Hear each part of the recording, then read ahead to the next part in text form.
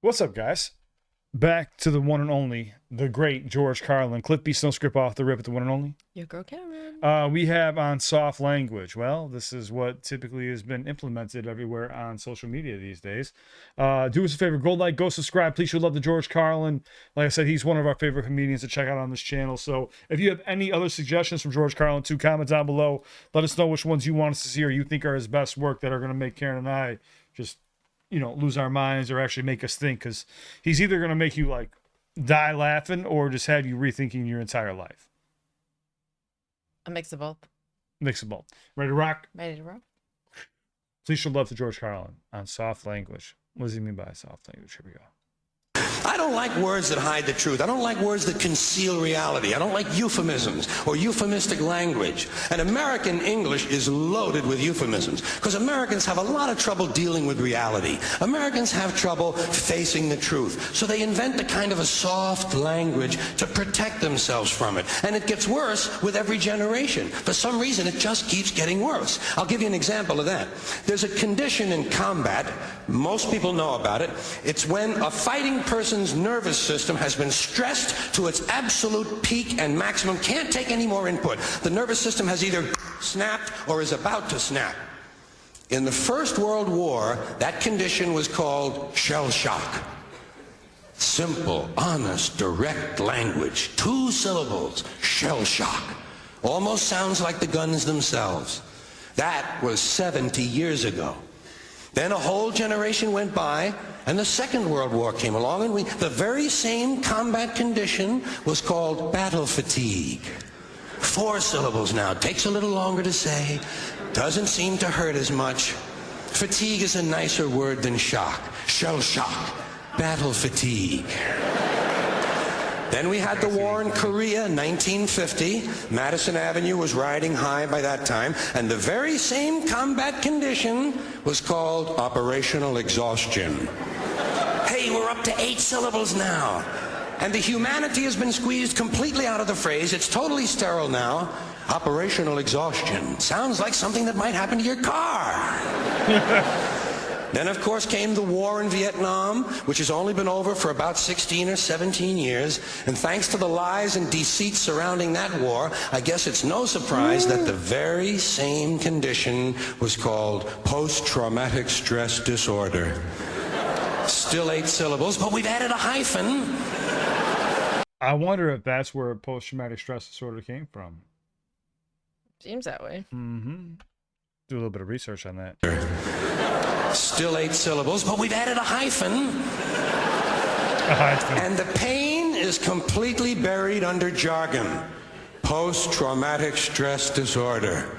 I'll bet you if we'd have still been calling it shell shock, some of those Vietnam veterans might have gotten the attention they needed at the time. I'll bet you that. I'll bet you that.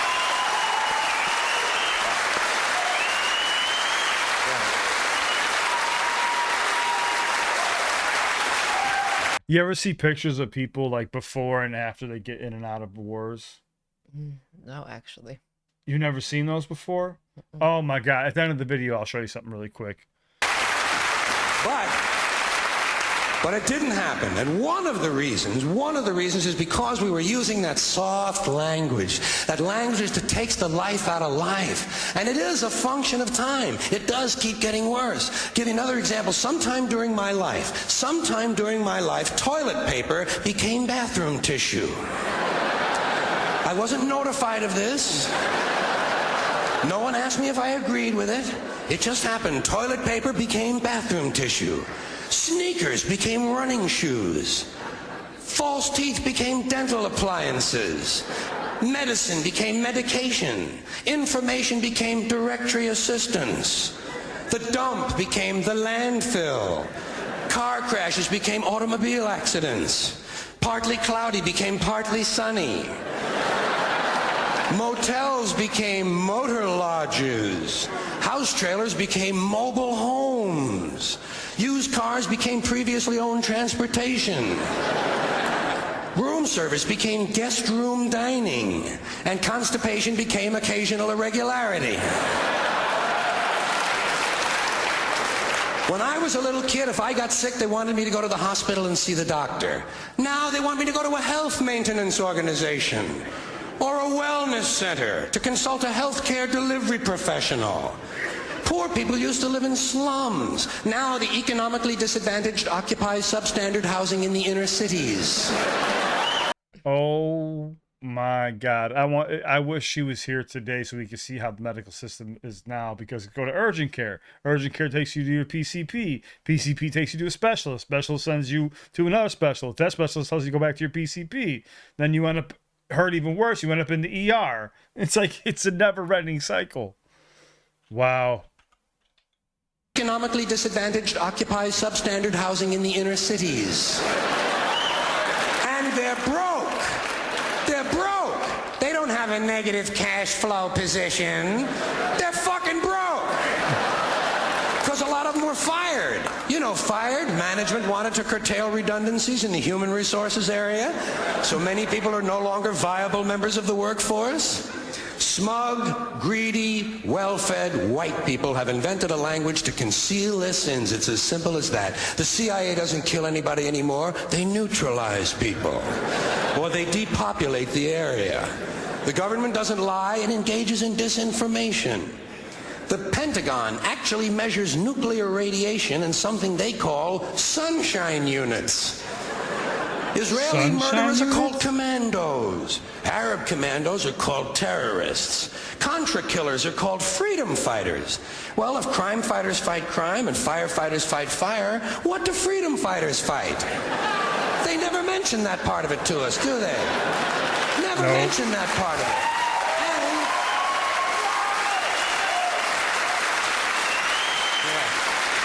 And some of this stuff is just silly. We all know that. Like on the airlines, they say they want a pre-board. Well, what the hell is pre-board? What does that mean? To get on before you get on? They say they're going to pre-board those passengers in need of special assistance. Cripples! Simple, honest, direct language. There's no shame attached to the word cripple that I can find in any dictionary. No shame attached to it. In fact, it's a word used in Bible translations. Jesus healed the cripples. Doesn't take 7 words to describe that condition. But we don't have any cripples in this country anymore. We have the physically challenged. Is that a grotesque enough evasion for you? How about differently abled? I've heard them called that, differently abled. You can't even call these people handicapped anymore. They'll say, we're not handicapped, we're handy-capable. These poor people have been bullshitted by the system into believing that if you change the name of the condition, somehow you'll change the condition. Well, hey, cousin, doesn't happen. Doesn't happen. It makes me think about like today too, with safe spaces and all these other things too that they've just gotten really soft around. That's why I keep on saying I wish he was here today to really dig into the, because like the way his brain works is so meticulous. It's like his brain just doesn't stop working. Does that make any sense? Yeah. We have no more deaf people in this country, hearing impaired. No one's blind anymore, partially sighted or visually impaired. We have no more stupid people. Everybody has a learning disorder. Or he's minimally exceptional. How would you like to be told that about your child? He's minimally exceptional. Oh, thank God for that. Psychologists actually have started calling ugly people those with severe appearance deficits. It's getting so bad that any day now I expect to hear a rape victim referred to as an unwilling sperm recipient. Oh. Shit. And we have no more old people in this country. No more old people. We shipped them all away, and we brought in these senior citizens. Isn't that a typically American 20th century phrase? Bloodless, lifeless. No pulse in one of them. A senior citizen. But I've accepted that one. I've come to terms with it. I know it's here to stay. We'll never get rid of it. That's what they're going to be called, so I'll relax on that. But the one I do resist, the one I keep resisting, is when they look at an old guy and they'll say, look at him, Dan. He's 90 years young. Imagine the fear of aging that reveals. To not even be able to use the word old to describe someone, to have to use an antonym. And fear of aging is natural, it's universal, isn't it? We all have that. No one wants to get old, no one wants to die, but we do. So we bullshit ourselves.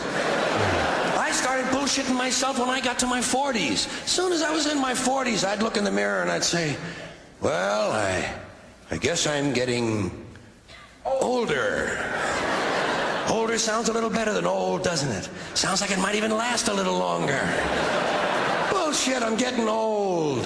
And it's okay, because thanks to our fear of death in this country, I won't have to die. I'll pass away. The way he leaned back. I'll pass away. What a way to bring it in the soft language. I'm not gonna die. It's gonna be a pass away. This is what I'm saying. He's a genius. My nose is itchy.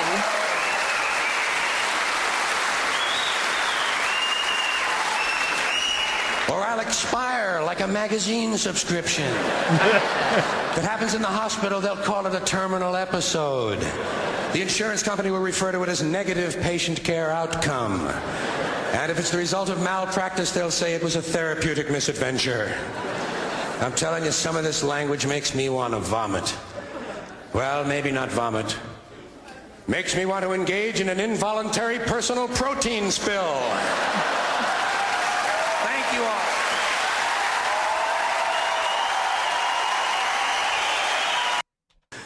Absolute wordsmith. And he brings up a lot of valid points. He really digs his heels in.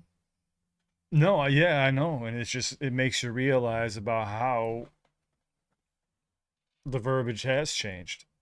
And things have changed over the years. Yeah, but the point he's trying to make is that softening the language shouldn't mean you soften the humanity of it. Like, you don't lose the emotion behind it.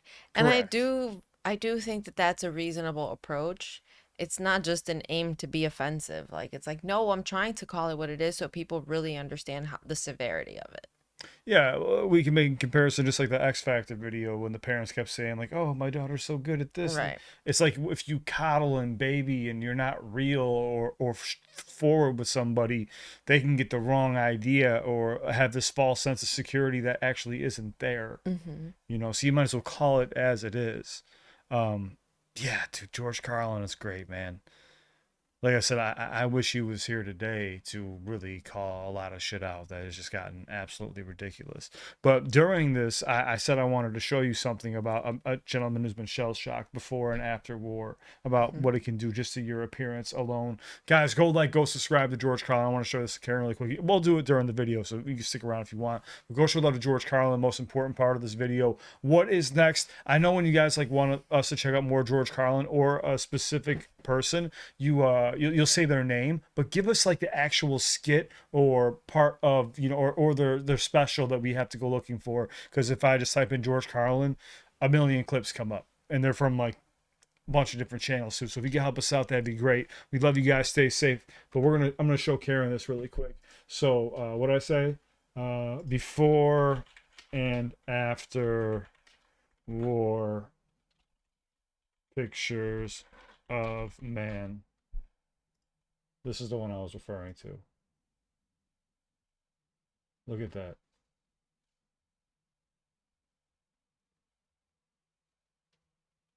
This is 1941. It's been 4 years.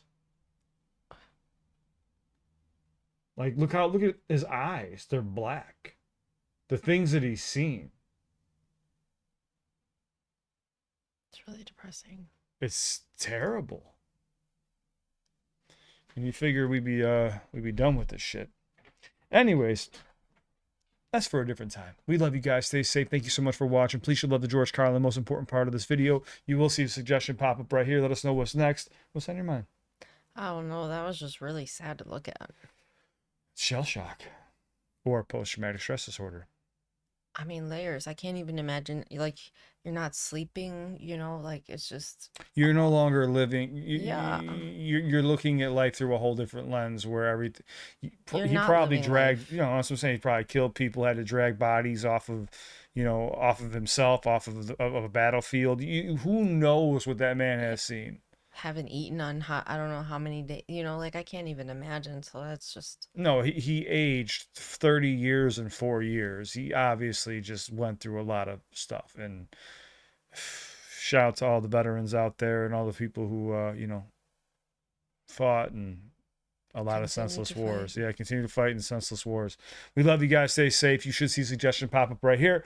Not don't want to take a dark turn. Just want to bring, being real, being honest, not fake, not using soft language. You ready to rock? Right or wrong. We love you guys. Stay safe. Please show love to George Carlin and let us know what is next. We got you guys covered. Let's go.